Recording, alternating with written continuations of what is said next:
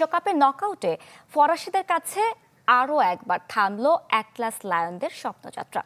একপেশে quarter ফাইনালে মরক্কোকে হারিয়ে সেমিফাইনালে টিকিট নিশ্চিত করল ফ্রান্স।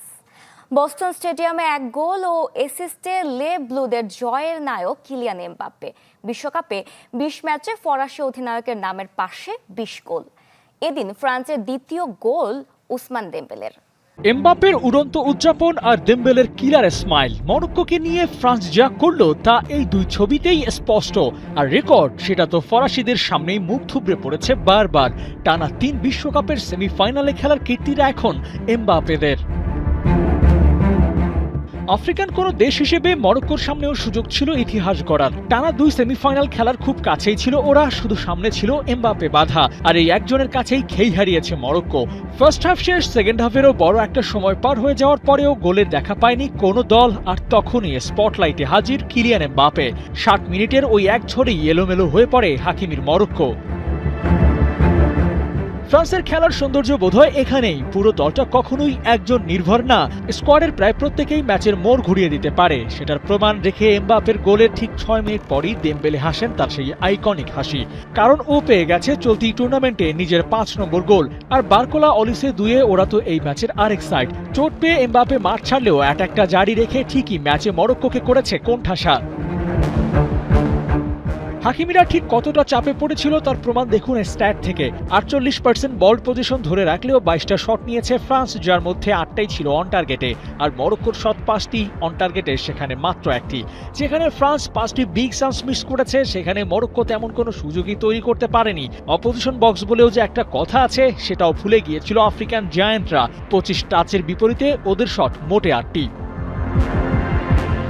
মিডফিল্ড থেকে সাপ্লাই আসেনি, আর তাতে অ্যাটাকিং লাইন থেকেও আক্রমণটা সারাতে পারেননি ব্রাহিম দিয়াজরা, যার খেসারত দিতে হয়েছে কোয়ার্টার ফাইনালে 2-0 গোলে হেরে বিদায় নিয়ে। তবে এই ম্যাচের আলোচিত ঘটনা কিলিয়ান এমবাপ্পের পেনাল্টি মিস। যে স্পটটায় লিওনেল মেসি দখলে, সেখানে এবার ফরাসিও নাম লেখালেন। ম্যাচের 28 মিনিটে পেনাল্টি মিস না করলে গোল সংখ্যা হতো 9। লিওনেল মেসিকে টপকে যেতে পারতেন, কিন্তু সেটা না হলেও গোল্ডেন বুটের রেসের সামনেই আছেন কিলিয়ান। আর তার দলও আছে আরও একবার ফাইনাল নিশ্চিত করার লক্ষ্যে।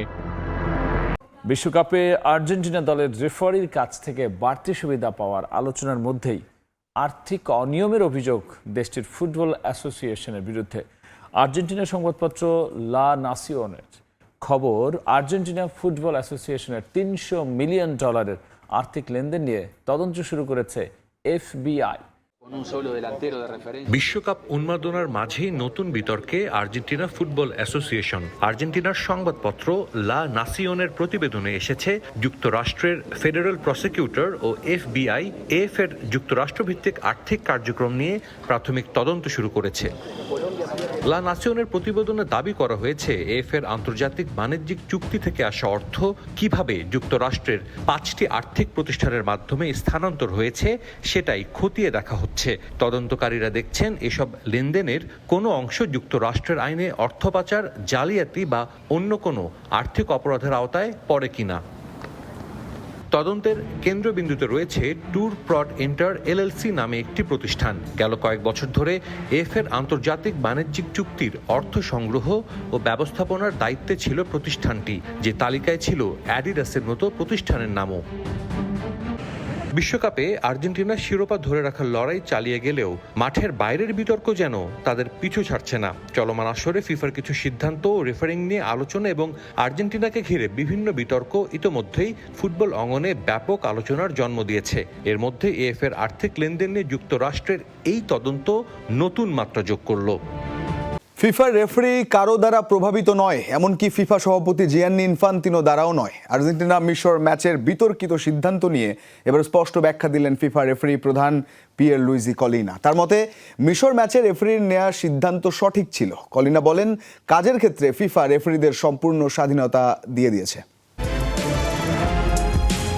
আর্জেন্টিনা মিশর ম্যাচের নাটকীয়তা শেষ হলেও রেফারিং নিয়ে থামেনি তর্ক বিতর্ক। 2 গোলে এগিয়ে থেকেও আর্জেন্টিনার কাছে হেরে বিশ্বকাপ থেকে বিদায় নেওয়ার পর রেফারির বিরুদ্ধে পক্ষপাতিত্ব ও দ্বিমুখী নীতির অভিযোগ তুলেছে মিশর।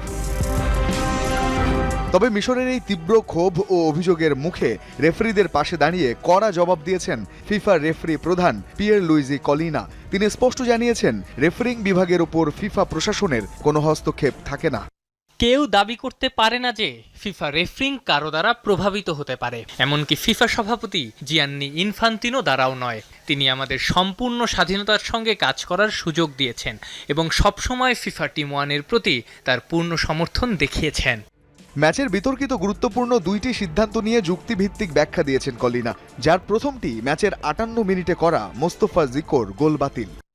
আর্জেন্টিনা বনাম মিশর ম্যাচে মিশরের 19 নম্বর জার্সিধারী মারওয়ান আত্তিয়া স্পষ্টভাবেই আর্জেন্টিনার লিসান্দ্রো মার্তিনেজের পায়ে পা দিয়ে মারিয়ে দিয়েছিলেন। আমরা বিশ্বাস করি ফাউল মানে ফাউলই। ফাউলটি স্পষ্ট মনে হোক বা না হোক, রেফারি যদি মাঠে এটি দেখতে না পান তবে ভিএআর সেখানে হস্তক্ষেপ করতে পারে। গোল থেকে দূরত্ব কতখানি ছিল বা ঘটনার কতক্ষণ পর গোল হয়েছে সেটির কোনো নির্দিষ্ট সময়সীমা নেই।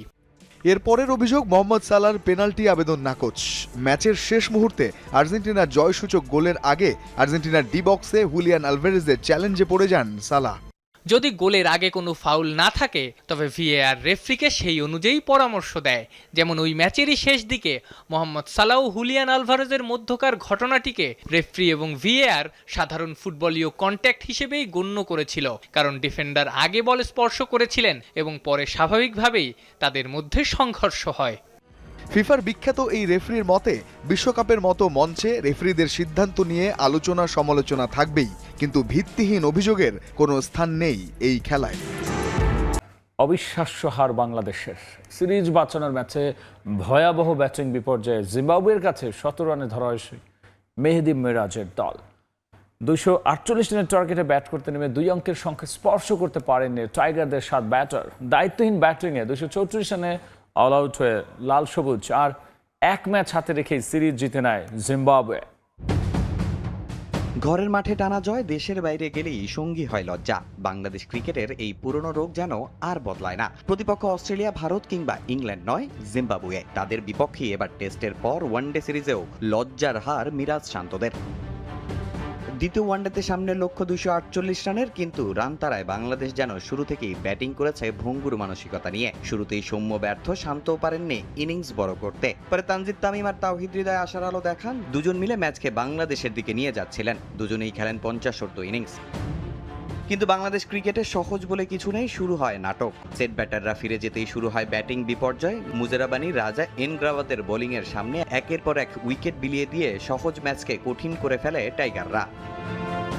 যে ম্যাচ 40-42 ওভারের মধ্যেই শেষ হওয়ার কথা, সেটি গড়ায় শেষ মুহূর্ত পর্যন্ত। ব্যাটারদের দায়িত্বহীনতা আর চাপ সামলাতে না পারার পুরনো রোগ আবারও যেন সামনে আসে। প্রতিপক্ষ কোনো বিশ্বসেরা বোলিং আক্রমণ নয়, তবুও বাংলাদেশের ব্যাটিং দেখে মনে হয়েছে উইকেটে ব্যাট করাই যেন সবচেয়ে কঠিন। সব মিলিয়ে 2 অঙ্কের সংখ্যাটাই স্পর্শ করতে পারেননি টাইগারদের 7 ব্যাটার। 27 রান করা অধিনায়ক মেহেদী মিরাজও প্রমাণ দেন দায়িত্বহীনতার। শেষ পর্যন্ত সেই ভুলেরই মূল্য দিতে হয়েছে বাংলাদেশকে। সিরিজ বাঁচানোর ম্যাচে আরেকটি হতাশাজনক হার লাল সবুজের। মরক্কোকে 2-0 গোলে হারিয়ে সেমিফাইনালে ফ্রান্স।